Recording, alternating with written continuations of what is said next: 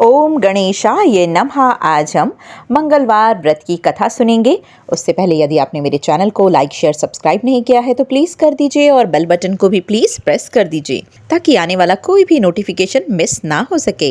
एक समय की बात है कि एक ब्राह्मण दंपत्ति की कोई संतान नहीं थी, जिस कारण वह बेहद दुखी रहा करते थे। एक समय ब्राह्मण वन में हनुमान जी की पूजा करने के लिए चले गए। वहाँ उन्होंने पूजा के साथ महावीर जी से एक पुत्र की भी कामना की। घर पर उनकी स्त्री भी पुत्र की प्राप्ति के लिए मंगलवार का व्रत किया करती थी। वह मंगलवार के दिन व्रत के अंत में हनुमान जी को भोग लगाकर ही भोजन करती थी। एक बार व्रत के दिन ब्राह्मण ना भोजन बना पाई और ना ही हनुमान जी को भोग लगा पाई। उसने प्रण लिया कि वह अगले मंगलवार को हनुमान जी को भोग लगाकर ही भोजन करेगी। वह भूखी प्यासी 6 दिन तक पड़ी रही। मंगलवार के दिन वह बेहोश हो गई और हनुमान जी ने उसकी निष्ठा और लगन को देखकर बड़ी प्रसन्न हुए। उन्होंने आशीर्वाद स्वरूप ब्राह्मणी को एक पुत्र दिया और कहा कि यह तुम्हारी बहुत सेवा करेगा। बालक को पाकर ब्राह्मणी अति प्रसन्न हुई। उसने बालक का नाम मंगल रखा। कुछ समय के उपरांत जब ब्राह्मण घर आया तो बालक को देखकर पूछा कि वह कौन है। पत्नी बोली कि मंगलवार के व्रत से प्रसन्न होकर हनुमान जी ने हमें ये बालक दिया है।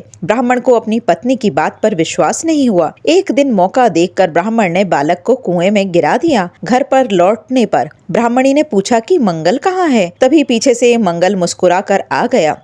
उसे वापस देखकर ब्राह्मण आश्चर्यचकित रह गया। रात को हनुमान जी ने उसे सपने में दर्शन दिए और बताया कि यह पुत्र उसे उन्होंने ही दिया है। ब्राह्मण सत्य जानकर बहुत खुश हुआ। इसके बाद ब्राह्मण दंपति प्रत्येक मंगलवार को व्रत रखने लगे। जो मनुष्य मंगलवार का व्रत करते हैं, कथा को पढ़ते या सुनते हैं और नियम से व्रत रखा करते हैं, उन्हें हनुमान जी की कृपा से सब कष्टों से मुक्ति मिलती है और सर्व सुख की प्राप्ति होती है और हनुमान जी की दया के वो पात्र बनते हैं। बोलो हनुमान जी की जय। सियापति रामचंद्र भगवान की जय।